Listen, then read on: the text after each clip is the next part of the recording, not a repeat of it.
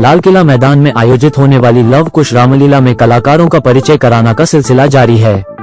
भगवान परशुराम का किरदार इस बार उत्तर पूर्वी दिल्ली से सांसद एवं अभिनेता मनोज तिवारी निभाएंगे। ये जानकारी देते हुए रविवार को प्रेस वार्ता के दौरान लीला कमेटी के अध्यक्ष अर्जुन कुमार ने बताया, इस वर्ष रामलीला अधिक आकर्षित करने, देश के प्रति अपने दायित्वों का निर्वाह करने की भावना को उजागर करने के मकसद से इस बार निमंत्रण पत्रों पर जल, थल एवं वायुसेना के शौर्य पराक्रम को दिखाते चित्र प्रकाशित किए गए हैं।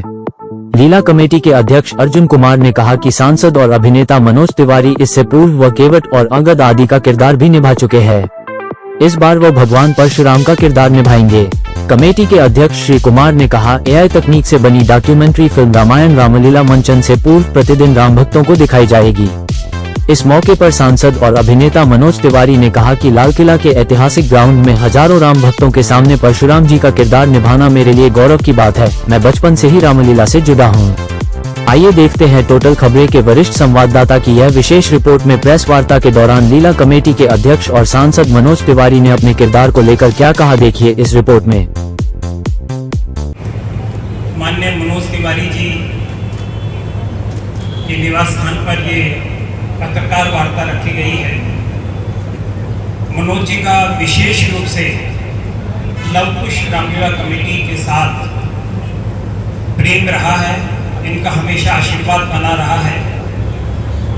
मनोज जी वो इंसान हैं जिनका सफर भोजपुरी से लेकर संसद तक पहुंचा।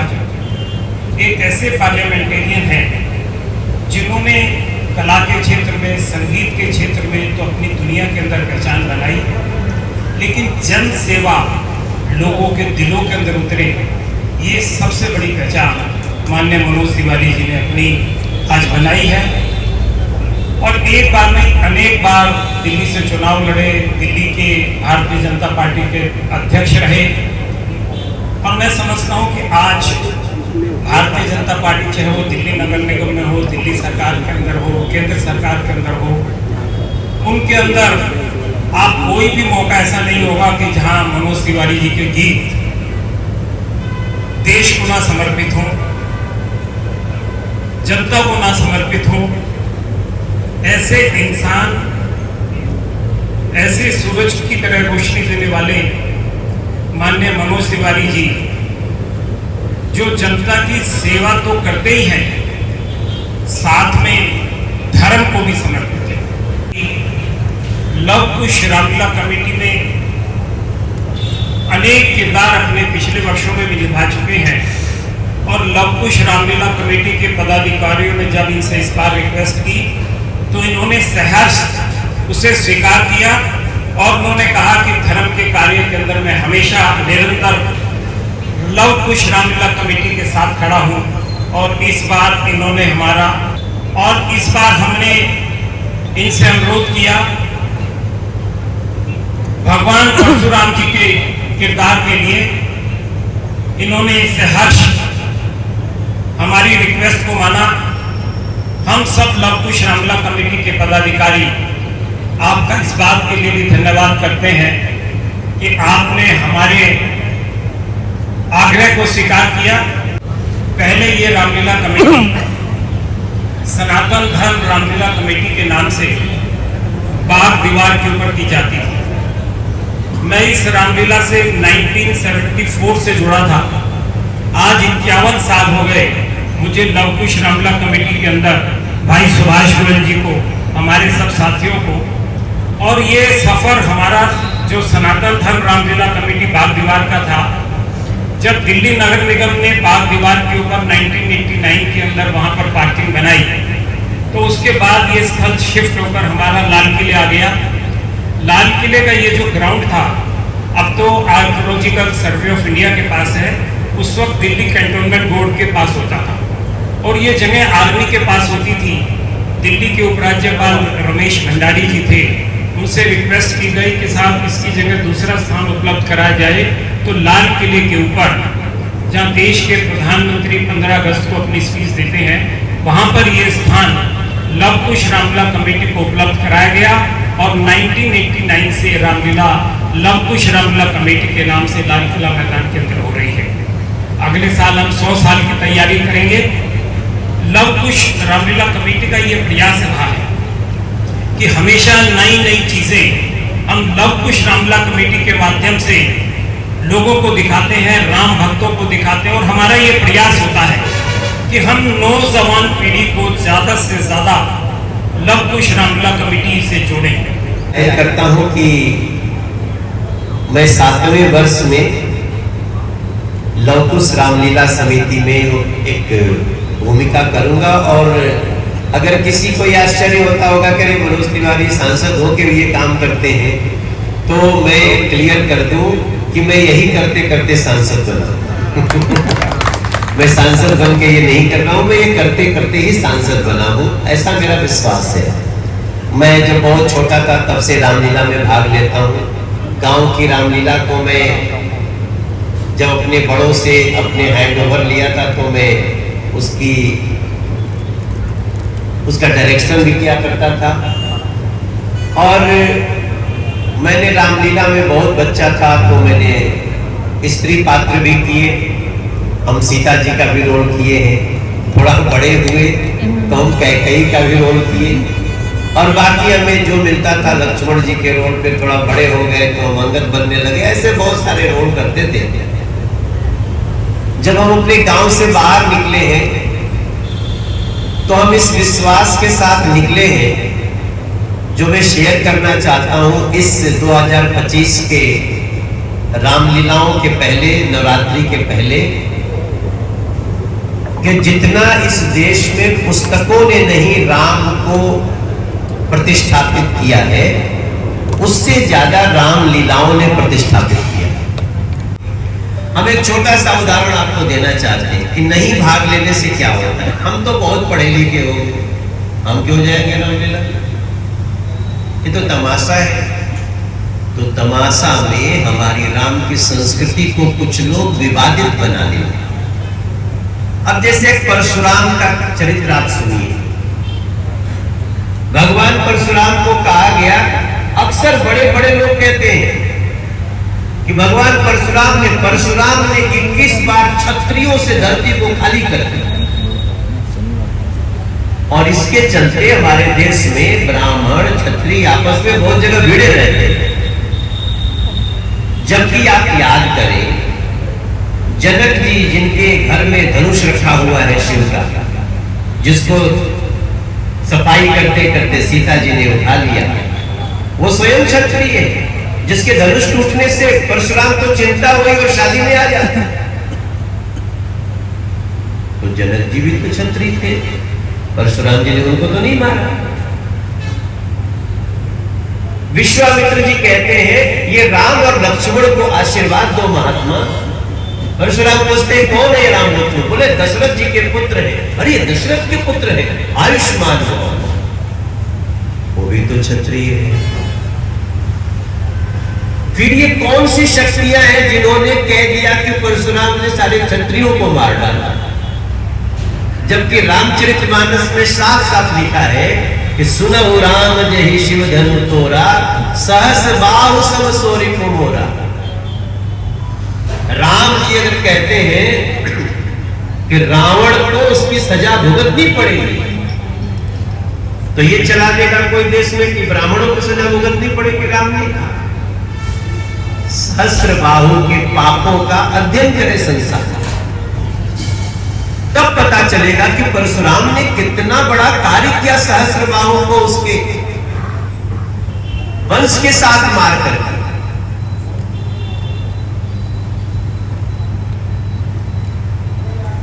अब रामलीला से नहीं जुड़ेंगे तो ये सब बातें ठीक। रामलीला में इसको यही चला दिया गया। हमको खुद परशुराम बने तो पहली बार डायलॉग दिया गया कि देखो मैं परशुराम हूं, क्षत्रियों को 21 बार धरते करे, डायरेक्टर साहब इधर आओ, क्या गड़बड़ कर रहे हो?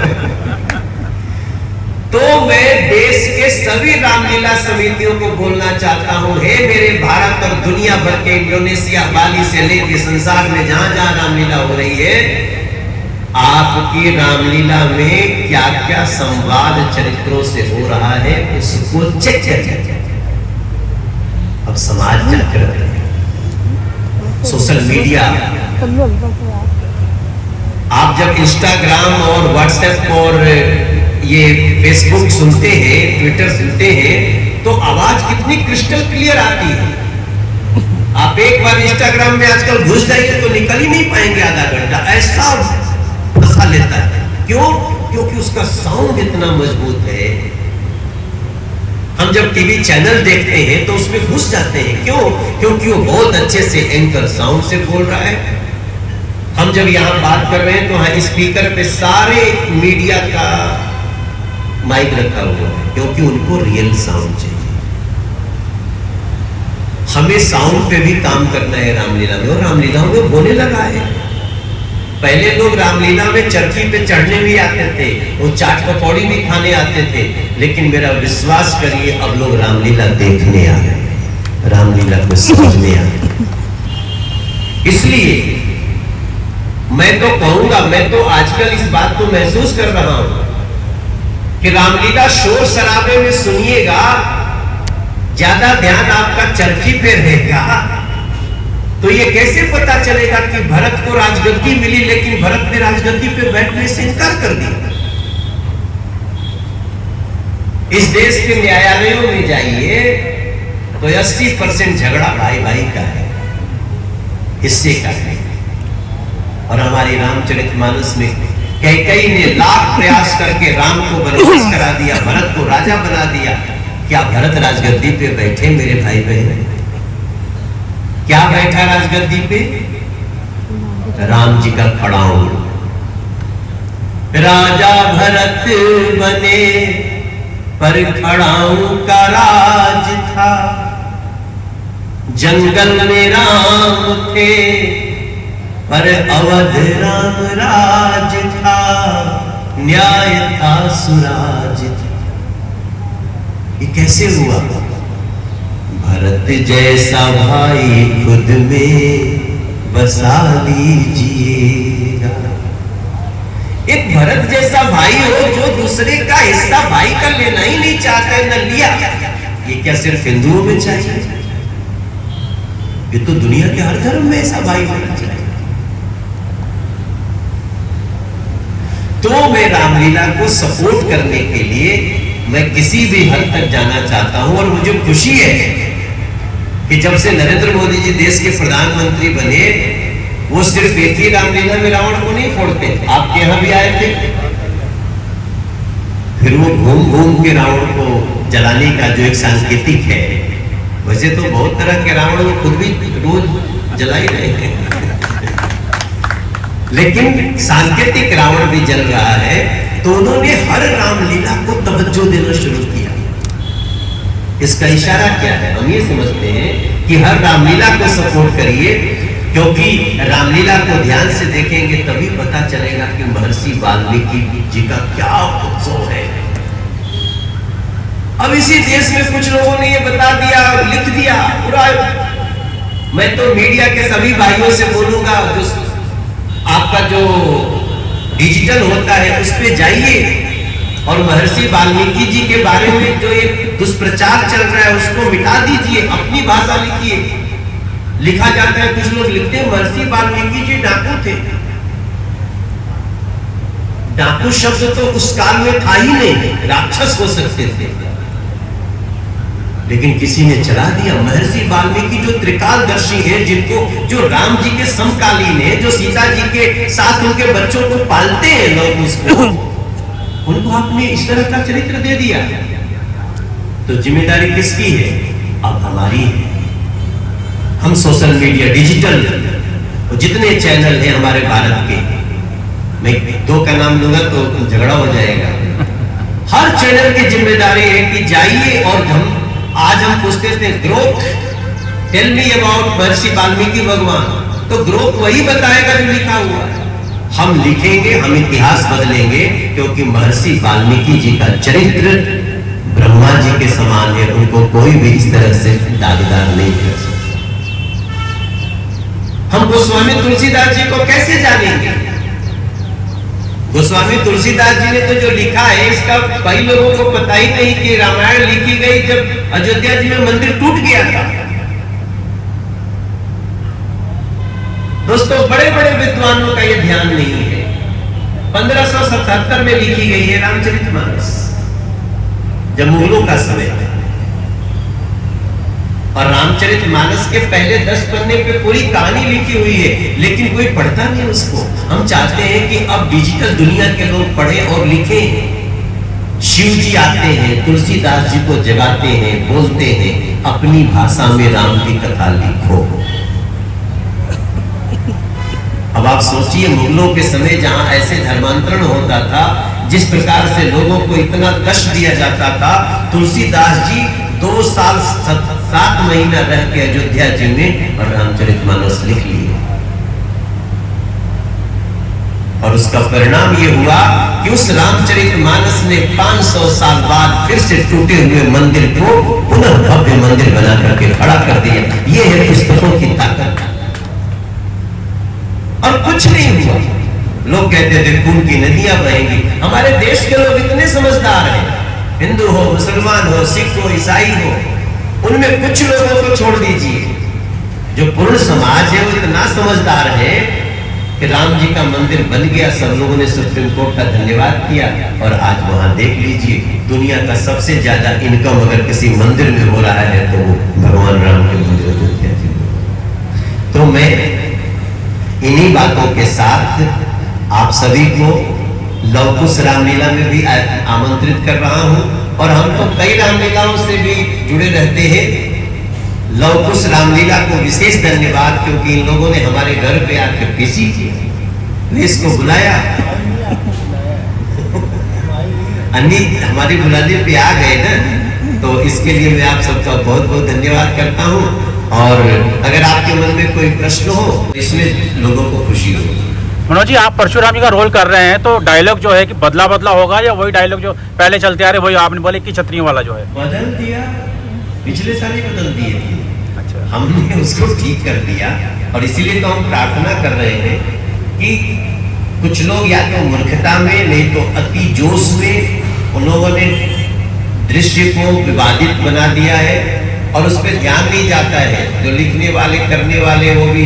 लेकिन अब जनता बहुत ध्यान से सुनने लगी है, इसलिए उसको जो गलत लिखे हुए हैं उनको ठीक करना। हमने अपना डायलॉग ठीक कर लिया, लक्ष्मण जी से ठीक करवा लिया, डायरेक्टर को भी ठीक कर लिया। देखिए, पाकिस्तान के साथ हमारे संबंध विच्छेद है, लेकिन जो अंतरराष्ट्रीय टूर्नामेंट में है, जैसे वर्ल्ड कप में हमने खेला, एशिया कप है, हम पाकिस्तान में नहीं खेल रहे, पाकिस्तान के साथ 2-3 टूर्नामेंट में है। इसलिए मैं लोगों से बोलता हूं कि भारत की इस मजबूरी को समझना चाहिए, क्योंकि हम अंतरराष्ट्रीय टूर्नामेंट छोड़ करके कैसे निकलें।